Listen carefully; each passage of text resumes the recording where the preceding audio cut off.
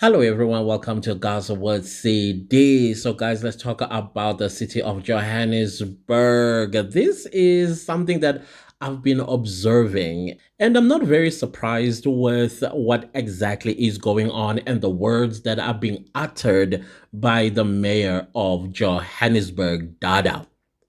Hmm. You know, I'm beginning to think that some of these so called councillors that we put in our council houses, they were never born and bred in the cities that they get voted into councils in. For example, there is no way that a councillor in the city of Johannesburg isn't aware that there are South Africans way before foreigners start flocking this country that have applied for housing since 1996. My mother, she applied for her RDP house in 1998. Around 2011-ish, we went back to the Department of Housing just to find out, hey, what happened to the house that we had applied for? My mom even gave them the reference. They get into the computer and they look at her and they're like, but your house is already allocated to you. My mom was like, then I would not be here if my house was allocated to me.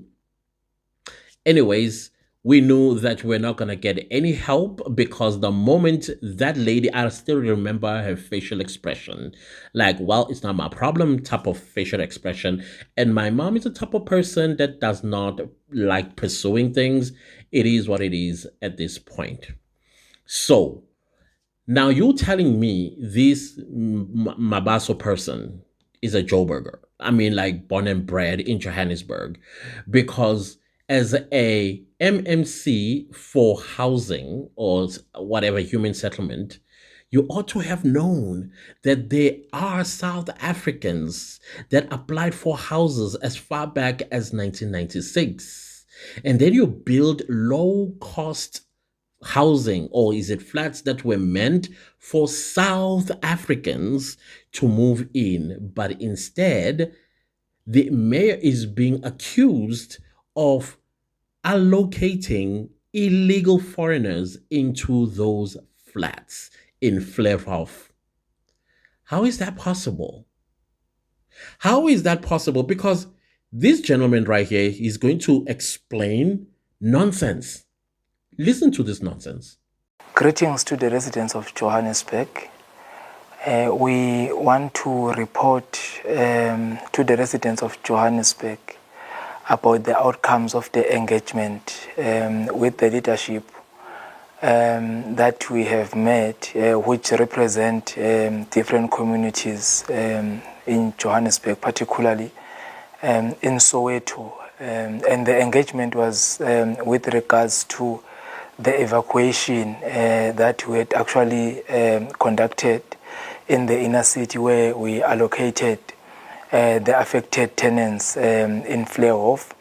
And subsequent after our allocation, then there were concerns which were raised by the residents of Johannesburg, particularly in Soweto, about the prioritization and the expectation on the allocation of Flairhof mega development. We've met with the leaders that are representing different groups within Soweto and other areas in Johannesburg. We had a meeting last week, and there was a meeting as well today, which was convened in the office of the mayor, chaired by the executive mayor himself. Out of the meeting, we appreciate the engagements and that they were able to raise those concerns with us as the leadership of the city.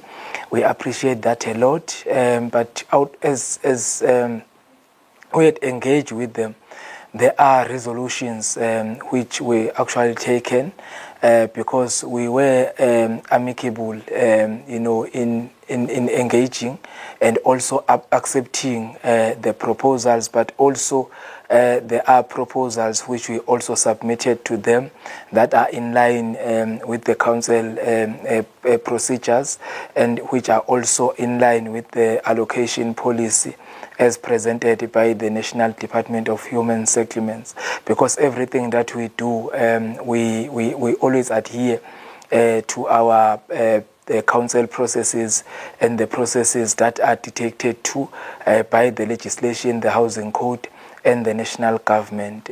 So part of the resolutions that came out of the meeting through our presentation was that the vacant unit will be allocated to the residents of Johannesburg, prioritizing those that are in Soweto, because as per the council resolution, the majority of the beneficiaries in Flairhof must actually come from Soweto. So there will be communication which will then be dispatched through the Office of the MMC of Human Settlements prior to the issuing of the advert. On the allocation, there will be stations that will be opened in different parts of Johannesburg, which people can actually utilize for application. There will be a QR code that will also be circulated through our social media platform, which then people can also access to make applications. So the applications will be open, and we'll be expecting the residents who have interest in residing in Flairhof to make use of that particular opportunity and apply so that. So while these individuals were, in fact, the mayor was supposed to do this and explain himself, how did we get here? He sends the counselor, who is an MMC for housing or set. Why did they change these names? Housing was fine. Now human settlement and whatnot, not. And he's just messing up. Everything that he's saying there is like, sir, how you need to tell us, how did we get there? How is it that non-South Africans are occupying what rightfully belongs to South Africans? Let's start there before you're going on this off tangent, because you're trying to minimize the mess that you guys have committed. I don't believe they come from Joburg. Dada, is he a Joburger? Did he grow up in Johannesburg? Does he know Joburg? Now he's on the opposite side of town in Hillbrow. And I don't know how I feel about this statement.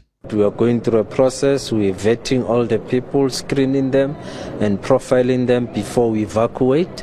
And the law requires that we give an alternative accommodation. And that's exactly what we're going to do. Actually, no, I know how I feel about this statement. How about deportation? Because, yes, it's true. Our constitution does not allow for a person to be evicted without an alternative accommodation. Now, these people that are in Hillbrow occupying and hijacked these buildings, they are illegal foreigners. So round them up and send them back home.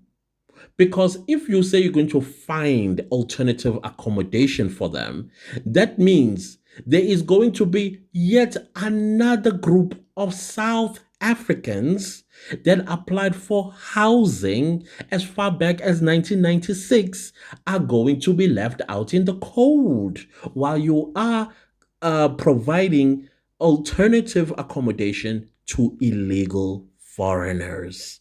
How about deportation? How about that? How about this is not our problem? The city of Johannesburg is not a charity. If you are being evicted for occupying illegally a building, and now that the city is now fixing this and you don't have accommodation, go home. What is so difficult with these guys? This is why I say South Africans. When you go to the polls, which we are going next year for the local government elections, these are not the people you should be returning to council house. They don't put you first. And I'm telling you, I think in 3 months from now, we are going to start hearing or seeing them knocking at your door living in Kukwini while illegal foreigners are occupying your house that the government should have given you.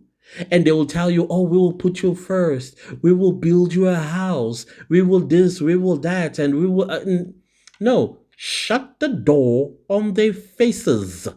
And then when you go to the polls, don't vote for them because it is clear, the pattern is so clear, fellow South Africans, that when we listen to these guys and give them the benefit of the doubt for so many times, the moment they are seated in council, they show us the middle finger. When I say us, I'm talking us South Africans, us the voters. But the foreign nationals are the ones that benefit out of us standing in long queues on election date. And then all this that we stand there for is for the other people to benefit from.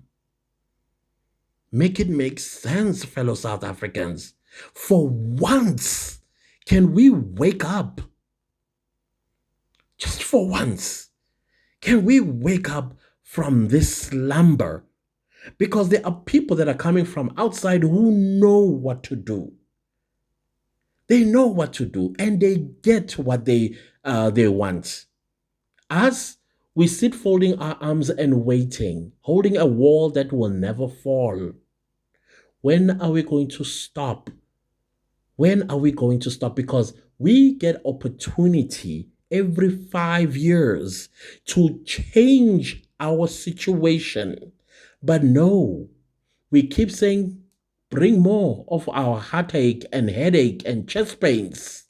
Because immediately after the local government elections, a week later, we are on the streets protesting for clean water, protesting for housing, protesting for this. And guess what the foreign nationals are doing? They're like, well, stupid South Africans, look at us.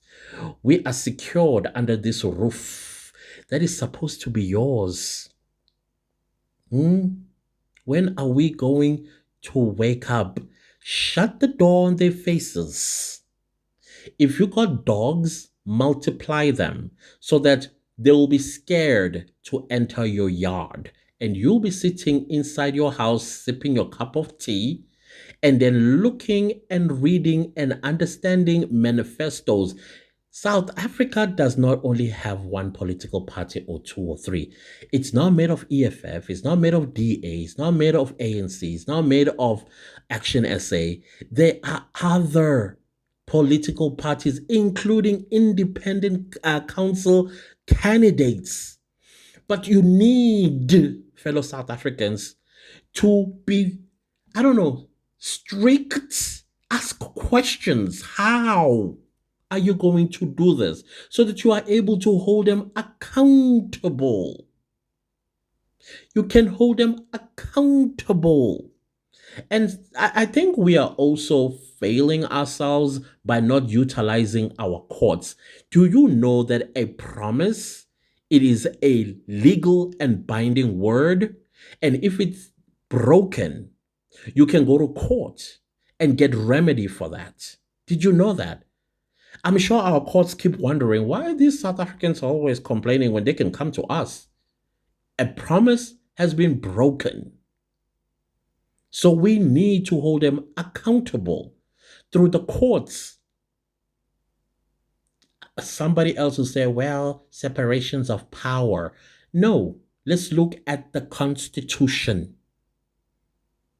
The will of the people has been violated.